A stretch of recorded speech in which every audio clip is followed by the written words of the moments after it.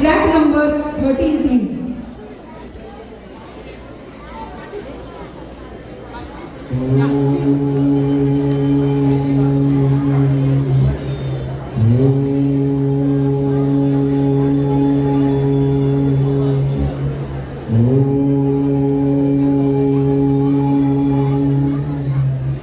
प्रणाम ऋषभवासा, प्रणाम देवराजेंद्र. सर्व काही कुशल मंगल आहे ना? हो, सर्व काही कुशल आहे. माझ्याकडे तुमच्यासाठी एक विशेष भेट वस्तू आहे. ही घ्या, सुगंधी फुलांची माळा. धन्यवाद गुरुदेव. ही सुगंधी पुष्पांची माळ माझ्या ऐरावताला शोभून दिसते.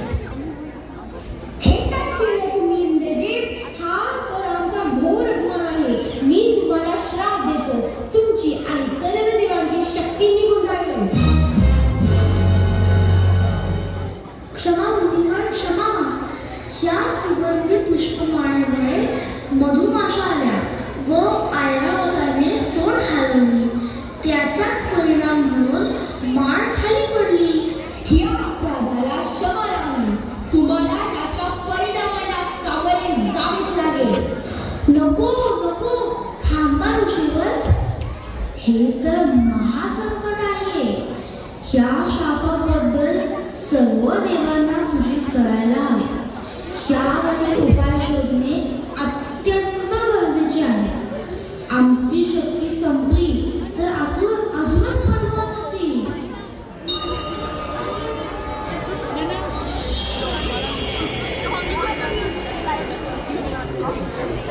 दुर्वासा ऋषींच्या शापामुळे आपली सगळी शक्ती निघून गेली आहे आणि दैत्याने स्वर्गावर विजय मिळवला आहे. आता आपण काय करू शकतो? मला असं वाटतंय ब्रह्मदेवच आपल्याला याचा काहीतरी मार्ग सांगतील.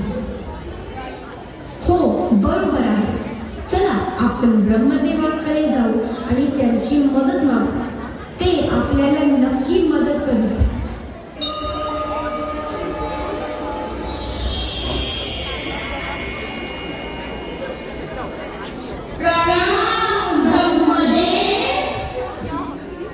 प्रणाम संपूर्ण देवलोकात. आज इथे ब्रह्मलोकात अडकण्याचे प्रयोजन मला कळका. तुम्ही सर्वजण चिंतित आणि घाबरलेले का दिसत आहात? दुर्वासा ऋषींच्या शापाने आमची सर्व शक्ती नष्ट झाली आहे आणि दैत्यांनी स्वर्गावर विजय मिळवला आहे. दुर्वासा ऋषींचा श्राप म्हणजे खूपच कठीण समस्या आहे. तुमच्या समस्येचे समाधान फक्त आणि फक्त विष्णुदेवच करू शकतात. चला आपण सगळे विष्णुदेवाकडे जाऊ.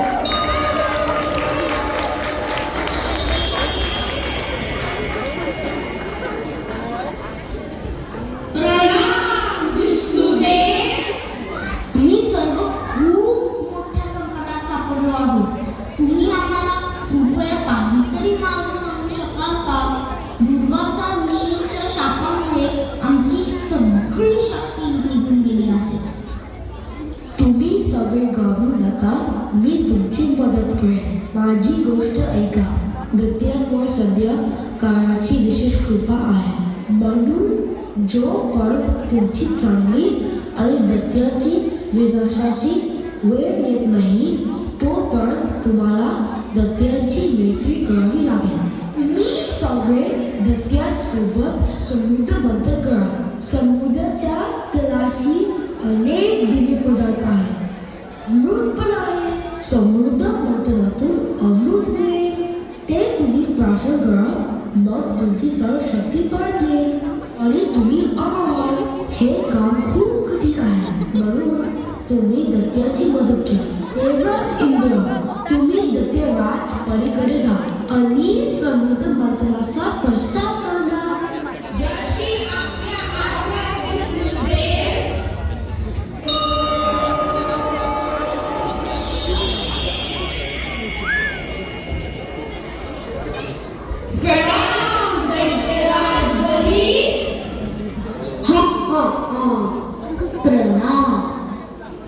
वासुदेवगड माझ्या भेटीला कसे काय आला?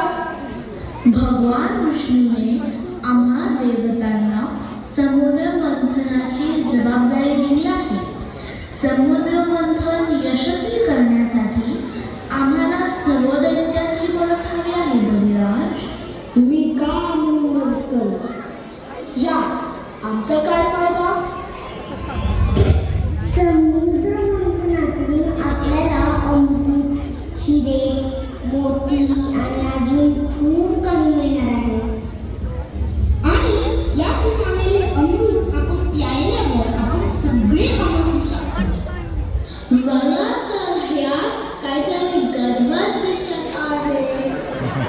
या सर्व देवांची शक्ती तर निघून गेली आहे. हे आपले काहीच करू शकणार नाही. पण जर आपल्याला अमृत मिळाले तर आपण सगळे अमर होऊ. ठीक आहे, आम्ही समुद्र मंथनासाठी तयार आहोत.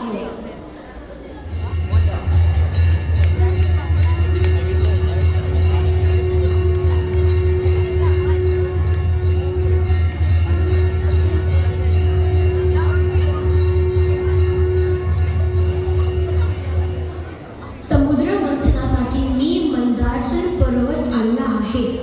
हा आपल्याला समुद्र मंथनासाठी मदत करेल. समुद्र मंथनासाठी वासुकी नाग दोरी बनवून आपल्याला मदत करणार आहे.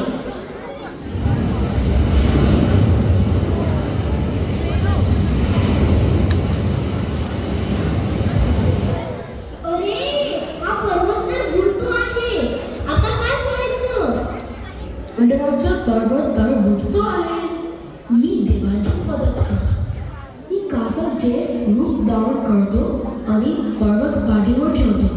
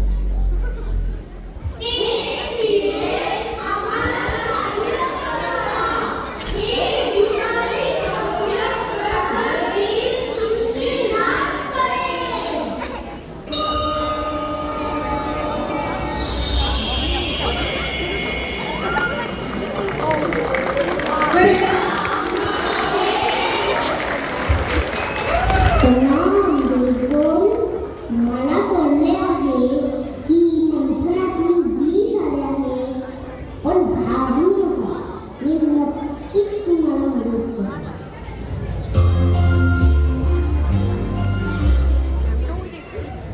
मला असं वाटतंय की विष मी प्राशन केलं तर सगळ्या जगाचे कल्याण होईल. द्या ते विष मला. पण हे विष प्राशन करून आपल्या जीवाला धोका होण्यामध्ये माझ्या जीवाला धोका असला तरी जगाच्या कल्याणासाठी मला हे करायलाच हवे.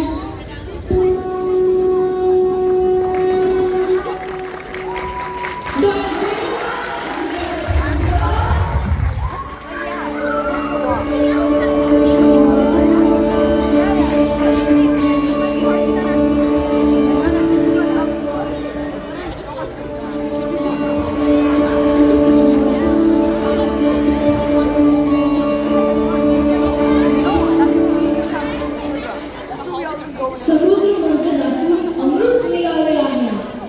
मला याच क्षणाची प्रतीक्षा होती. हे अमृत आम्हाला अमरत्व प्रदान करणार आहे. यावर आमचाच अधिकार आहे, फक्त आमचा. हा हा हा.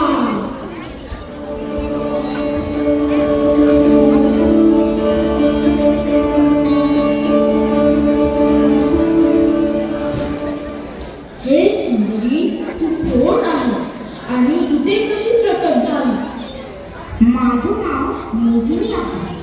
मी तुमच्यातला गोंधळ पाहून तुम्हाला मदत करायला आले आहे.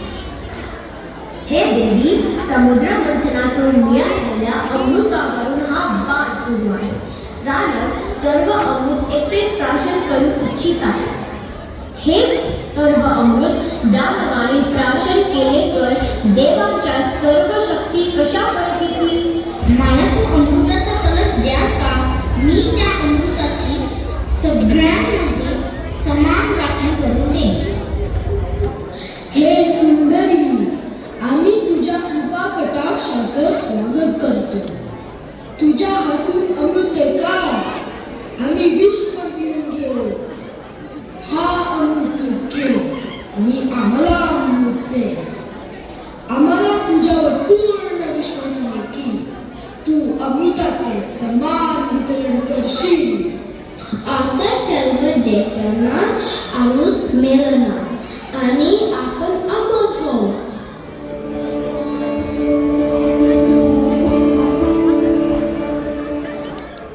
अरे, ही मोहिनी सर्व अमृत देवाला देत आहे.